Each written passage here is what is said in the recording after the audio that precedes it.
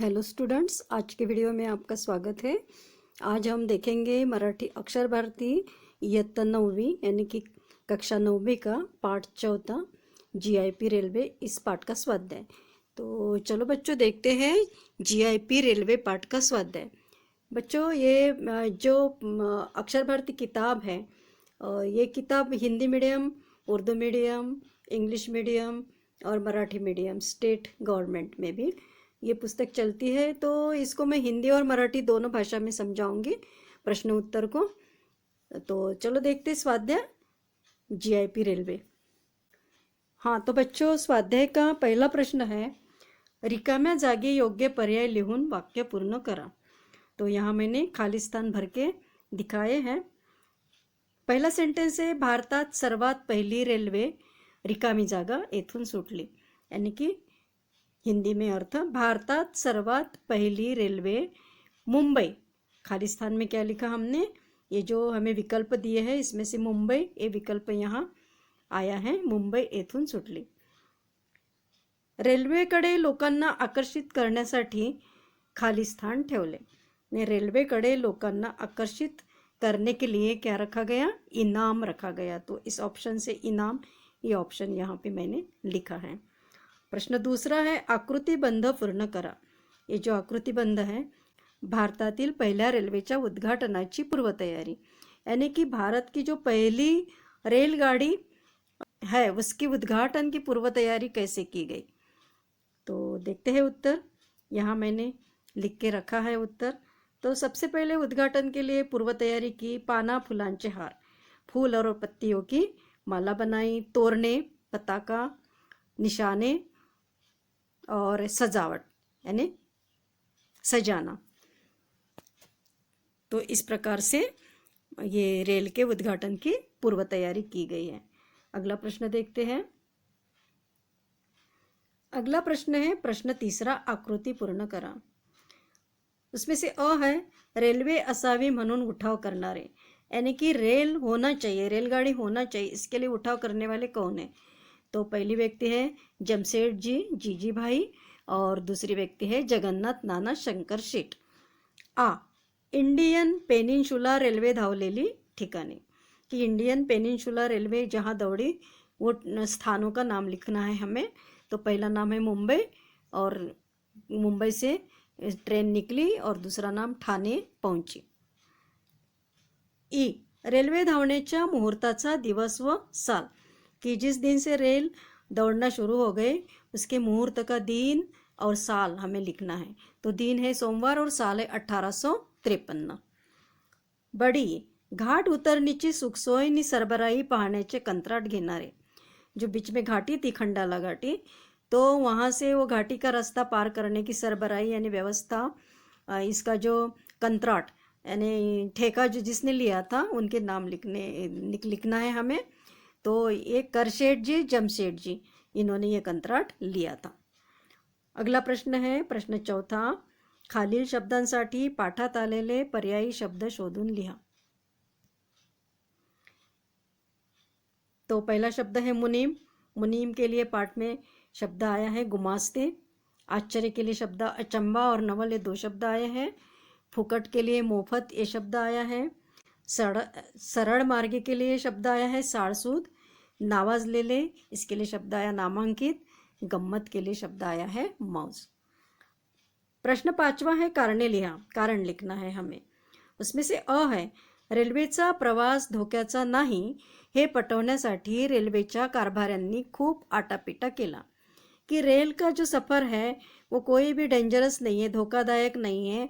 ये आपको समझाने के लिए जो रेल में जाने वाले लोग थे, प्रवास करने वाले लोग, तो उनको समझाने के लिए रेलवे के कारभारी यानी प्रमुख, उन्होंने क्या आटापिटा यानी प्रयत्न किए। तो क्यों किए, देखते हैं उत्तर। उत्तर है, कारण लोकात भलत्याच कंड्या आणि अफवांचे पीक पिकले होते।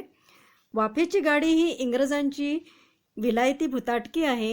मुंबईला नव्या इमारती पूल बांधत आहेत, त्यांच्या पायात जिवंत गाडायला फूस लावून माणसे नेण्याचा हा साळसूद डाव आहे, असल्या अफवा लोकांमध्ये पिकल्या होत्या।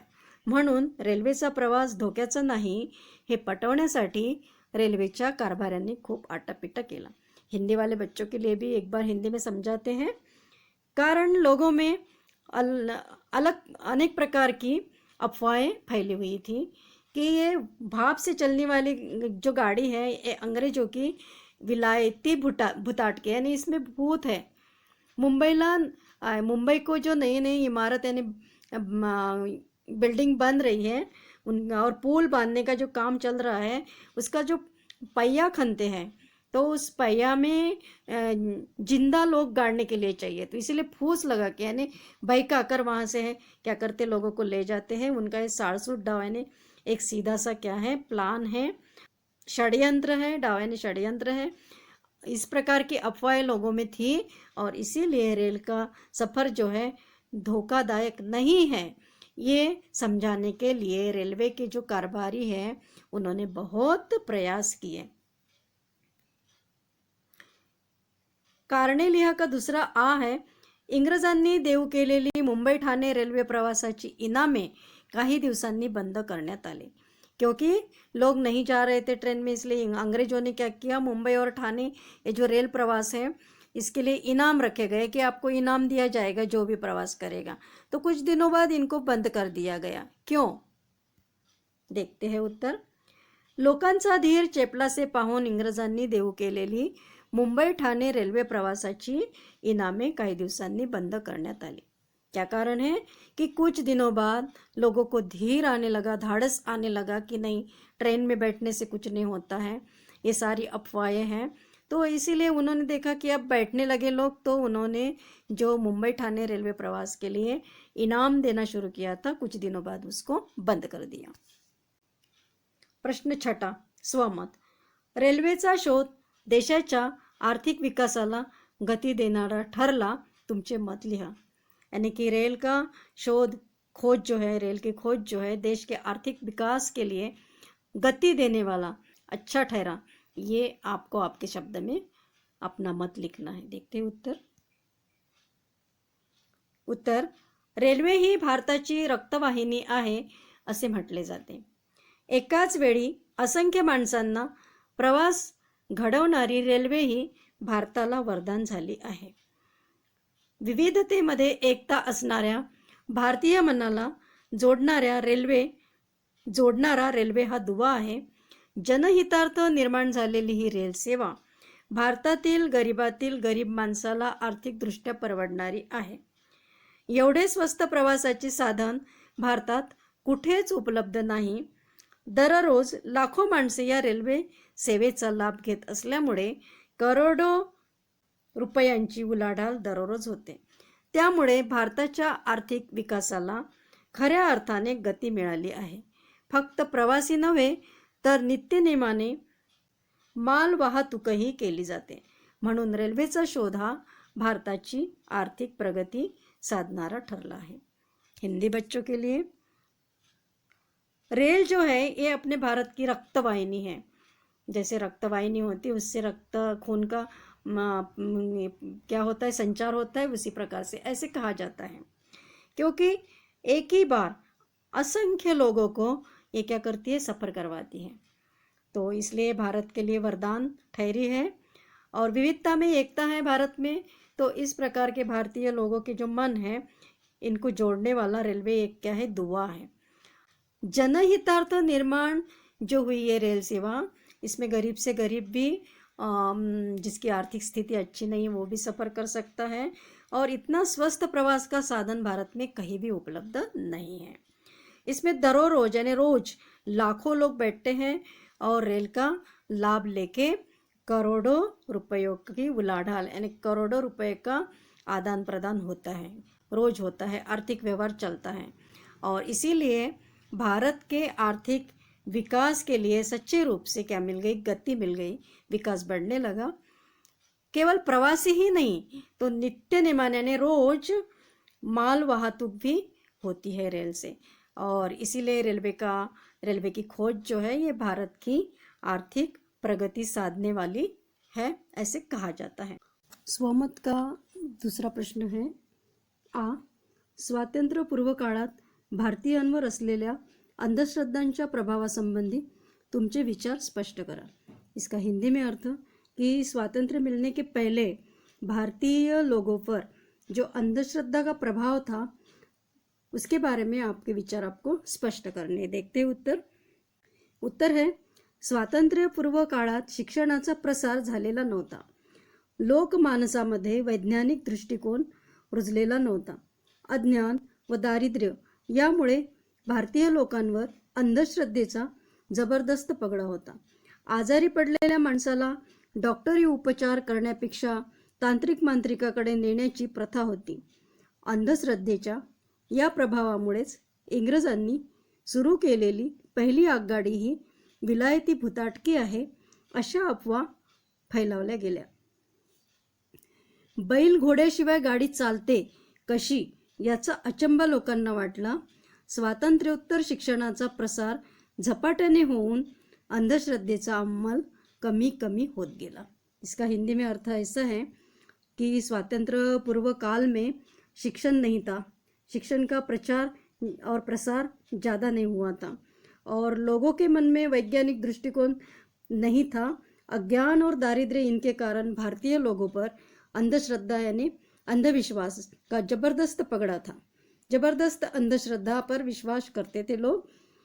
जब बीमार होती थी व्यक्ति, कोई भी व्यक्ति बीमार हो गई तो उसको डॉक्टरी उपचार नहीं करते थे, तांत्रिक और मांत्रिक के पास ले जाते थे। इस प्रकार की प्रथा थी और अंधविश्वास के इस प्रभाव के कारण इंग्रजों ने जो शुरू की पहली आगगाड़ी यानी पहली ट्रेन, तो उसी को लोग विलायती भुताटकी यानी कि ये आगगाड़ी नहीं है, भूत है, इस प्रकार की अफवाहें लोगों में फैल गई और लोग बैल और घोड़े के सिवाय गाड़ी कैसे चल सकती है इसका उनको आश्चर्य लगने लगा। और स्वातंत्र्योत्तर काल में शिक्षण का प्रसार बहुत तेजी से हुआ और ये अंधश्रद्धा जो है, अंधविश्वास जो है, इसका अमल कम कम होता गया। तो ये है बच्चों इसका उत्तर।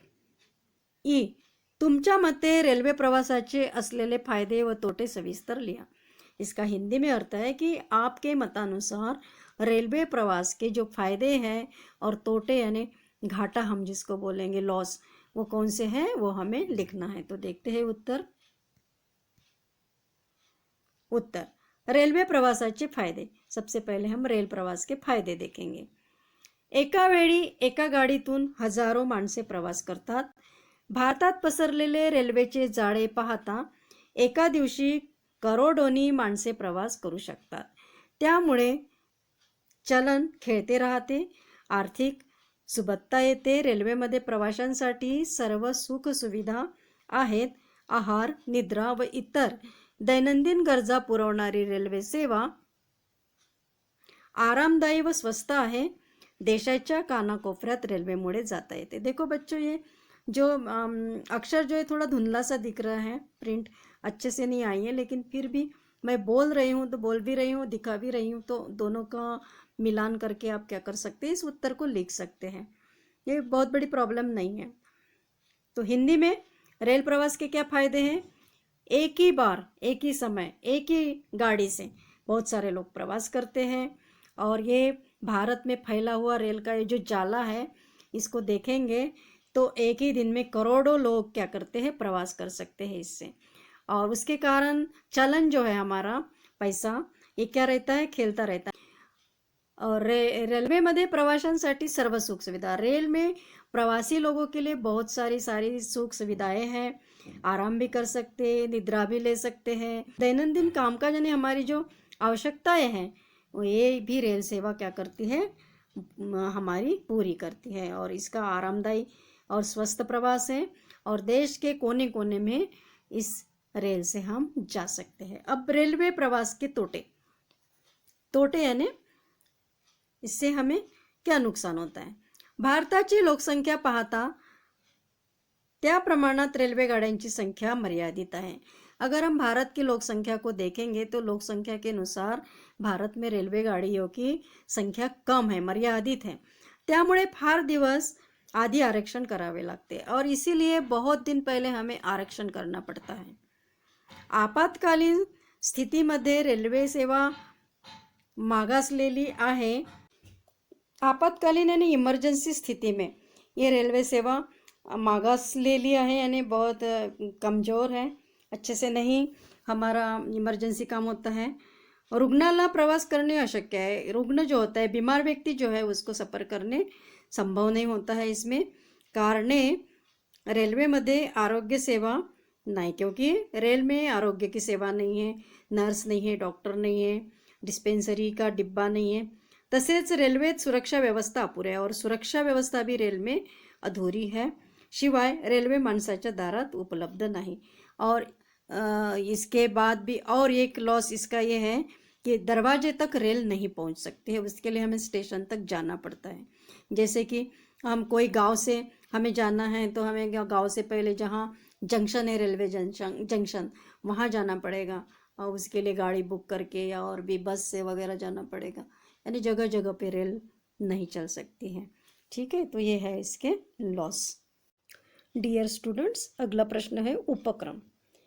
अब उपक्रम में है टेलिफोन, स्वयंपाकासाठीचा गॅस, संगणक यासारख्या आधुनिक साधनांपैकी कोणत्याही एका साधनाचा पूर्व इतिहास जाणून घ्या व तो रंजक पद्धतीने लिहा। यानी कि इस उपक्रम में आपको क्या करना है कि टेलीफोन हो गया या अपना गैस हो गया जो किचन में यूज़ करते हैं, संगणक यानी कंप्यूटर हो गया, ये जो आधुनिक साधन है, तो इसमें से कोई भी एक साधन, कोई भी एक तो टेलीफोन ले लो, या तो किचन में जो गैस रहता है उसको ले लो, या कंप्यूटर को ले लो। इसका पूर्व इतिहास हमें क्या करना है, जान लेना है कि इतिहास क्या है, और रंजक पद्धति ने लिया है, यानी और बहुत अच्छे से मनोरंजन करते हुए रंजकता से हमें क्या करना है, उसको लिखना है। तो बच्चों, ये जो है प्रश्न का उत्तर, इसका इतिहास जो है टेलीफोन का, गैस का या संगणक का, आपको नेट में मिल जाएगा, आप सर्च करेंगे तो, और उसको अपनी भाषा में बहुत अच्छे से लिख सकेंगे। जैसे कि टेलीफोन के बारे में मैं थोड़ा सा आपको बताना चाहती हूँ, इसके इतिहास के बारे में, कि टेलीफोन की खोज आप सबको मालूम है किसने की है, ग्रैहम बेल ने की है। और खोज करने के बाद उनको टेलीफोन की खोज तो उन्होंने की, लेकिन फिर उनको बार बार टेलीफोन की घंटी बजती थी तो बहुत गुस्सा आता था। तो ये खोज करने वाले भी देखो कैसे परेशान होते हैं इस खोज से ही। और उन्होंने सबसे पहला शब्द हेलो बोला था अपनी बीवी के लिए। तो वही हेलो जो है, फ़ोन करने के पहले अपन लोग वही हेलो बोलते हैं, यही प्रचलन हो गया है। तो इस प्रकार से जो मनोरंजक हिस्ट्री है इसके पीछे, वो आपको अपनी भाषा में लिखनी है। तो ढूंढ लेंगे आप इसका उत्तर नेट में। ठीक है, तो अगला क्वेश्चन है भाषाभ्यास। भाषाभ्यास में समास बताया गया है। खालील वाक्य वाचा व अभ्यास, यानी नीचे जो ये जो वाक्य दिए हैं इसको पढ़ो और इसका अभ्यास करो। तो इधर अगट है, इधर बगट है। अगट में पहला वाक्य लिखा है सूर्याचा उदय झाला, यानी सूर्य का उदय हो गया। और बगट में लिखा है सूर्योदय झाला, यानी सूर्योदय हो गया। दूसरा सेंटेंस लिखा है अगट में दिवसा मागून दिवस चालले तशी त्याची प्रतिष्ठा वाढत गेली, यानी हिंदी में अर्थ होगा कि दिन के पीछे दिन चले गए, उस प्रकार से उसकी प्रतिष्ठा बढ़ती गई। और बगट में लिखा है दिवसेंदिवस त्याची प्रतिष्ठा वाढत गेली, यानी दिनों दिन उसकी प्रतिष्ठा बढ़ती गई। तो ये है अगट के वाक्य और ये है बगट के वाक्य। आगे क्या बोला गया है देखो, खालील प्रश्नांची उत्तरे द्या, यानी नीचे दिए गए प्रश्नों के उत्तर दो। तो पहला प्रश्न पूछा गया है, डियर स्टूडेंट्स, दोन्ही गटातील वाक्यांचा अर्थ एकच आहे का? यानी कि दोनों गट, अगट और बगट, ये दोनों गट का जो वाक्य है उनका एक ही अर्थ है क्या? तो हम देखते हैं कि सूर्याचा उदय यानी सूर्योदय, तो अर्थ एक ही है। दिवसा मागून दिवस यानी दिवसेंदिवस, एक ही अर्थ है। तो हमारा उत्तर क्या आएगा इसमें? होय, यानी हाँ। दूसरा प्रश्न है दोन गटातील शब्द सारखे आहेत का? दूसरा क्वेश्चन इसमें पूछा गया है कि दोनों गट के शब्द जो है समान है क्या? तो देखते हैं हम, सूर्याचा उदय, इस शब्द के लिए दूसरे गट में सूर्योदय आया, तो शब्द तो समान नहीं है, भले ही अर्थ एक है लेकिन शब्द कैसे हैं? अलग अलग है। यहाँ सूर्याचा उदय है तो यहाँ सूर्योदय है। दूसरे वाक्य में दिवसान मागून दिवस और इधर है दिवसेंदिवस, अर्थ एक ही है लेकिन शब्द एक नहीं है। दिवसा मागून दिवस अगट में है तर बगट में दिवसेंदिवस है। तो दोन गटातील शब्द सारखे आहेत का, यानी कि दोनों गट के शब्द समान है क्या, तो हमारा उत्तर आएगा नाही, यानी नहीं। तिसरा है अधोरेखित शब्दांमध्ये अ गट आणि ब गटातील शब्दांमध्ये कोणता फरक आहे।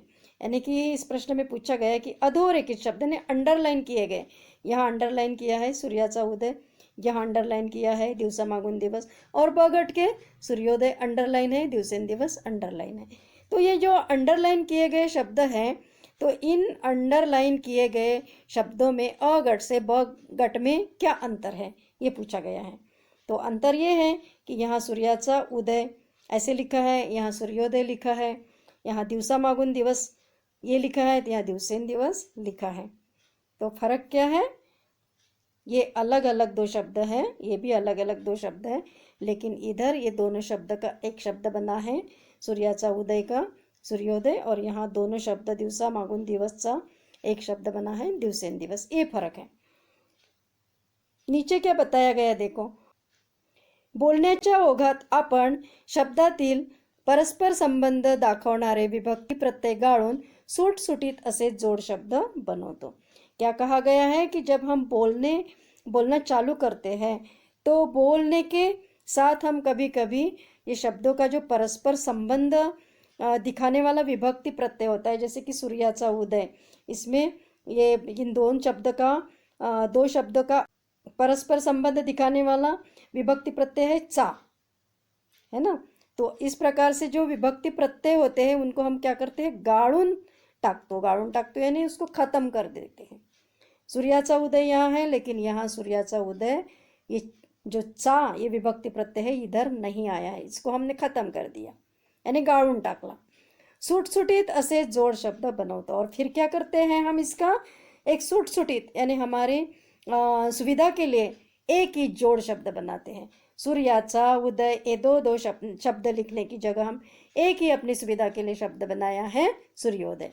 यहाँ भी दिवसामागून दिवस ये दो शब्दों का हमने एक ही शब्द बनाया है दिवसेंदिवस, क्योंकि अर्थ एक ही है दोनों का, यही इसमें कहा गया है। शब्दांच्या अशा एकत्रीकरणाला समास असे म्हणतात। तो शब्दों के इस प्रकार से जो एकत्रीकरण किया जाता है, उनको जोड़ा जाता है, उसको क्या बोलते हैं, समास। शब्दांच्या अशा एकत्रीकरणाने जो जोड शब्द तयार होतो त्याला समासिक शब्द म्हणतात। और इस प्रकार से शब्दों के इस प्रकार से एकत्रीकरण करने के बाद जो जोड़ शब्द तैयार होता है, जैसे कि सूर्याचा उदय का यहाँ हुआ सूर्योदय, दिवसामागून दिवस का यहाँ हो गया दिवसेंदिवस, ये जोड़ शब्द बन गए। तो ये जो जोड़ शब्द तैयार होता है उसको हम क्या बोलते हैं, सामासिक शब्द। किसको बोलते हैं, जैसे कि सूर्योदय ये क्या हो गया, सामासिक शब्द, दिवसेंदिवस सामासिक शब्द। आगे देखो, समास विग्रह, अब ये हो गया जोड़ना, अब विग्रह करना, समास का विग्रह। सामासिक शब्द कोणत्या शब्दापासून तयार झाला हे स्पष्ट करण्यासाठी आपण त्याची फोड करतो, या फोड करून दाखविण्याच्या पद्धतीला विग्रह म्हणतात। कि ये जो सामासिक शब्द है ये किस शब्द से तैयार हुआ है, ये स्पष्ट करने के लिए हम उसकी क्या करते, फोड़ करते हैं, यानी उसको तोड़ते हैं। जैसे सूर्योदय को हम तोड़ते हैं, तोड़ने के बाद सूर्याचा उदय ये दो शब्द बन गए, है ना। और दिवसेंदिवस ये शब्द को हम तोड़ेंगे तो इसका क्या बनेगा शब्द, दिवसामागून दिवस। तो यही तोड़ने के बाद ये फोड़ करके दिखाने वाले, तोड़ के दिखाने वाले पद्धति को हम क्या बोलते हैं, विग्रह बोलते हैं, समास का विग्रह बोलते हैं। समझ में आया ना, ओके। तो बच्चों इस प्रकार से ये जो पाठ है जीआईपी रेलवे, इसका स्वाध्याय हमने देख लिया है। आशा करती हूँ कि ये वीडियो आपको पसंद आया होगा। आपको ये वीडियो पसंद आया होगा तो आप इसको लाइक ज़रूर करिएगा, और क्योंकि आपके लाइक वीडियोस में ये जमा हो जाएगा तो आपको देखने में आसानी हो जाएगी, सुविधा हो जाएगी। आप जब भी इसको देखना चाहेंगे लाइक वीडियोस में जाइए और वहाँ पे आप इसको सर्च करिए तो आपको ये वीडियो मिल जाएगा और आसानी से आप इसको देख पाएंगे। और जिसने मेरे चैनल को सब्सक्राइब नहीं किया होगा और वो सब्सक्राइब करे, क्योंकि उसके बाद बेल आइकन भी दबाइए, क्योंकि उसके बाद आपको नोटिफिकेशन आता रहेगा, तो आपको अगला वीडियो आपके पास जल्दी से उसका नोटिफिकेशन आ जाएगा। तो आशा करती हूँ आपको पसंद आया होगा वीडियो। Thank you.